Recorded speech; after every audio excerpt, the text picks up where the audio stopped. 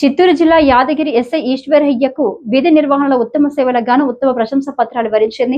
చిత్తూరులో జరిగిన స్వాతంత్ర దినోత్సవ వేడుకలలో రాష్ట్ర ఆరోగ్య శాఖ మంత్రి సత్యకుమార్ యాదవ్ ఎస్ఐ ఈశ్వరయ్యకు ఉత్తమ ప్రశంసా పత్రం అందజేశారు.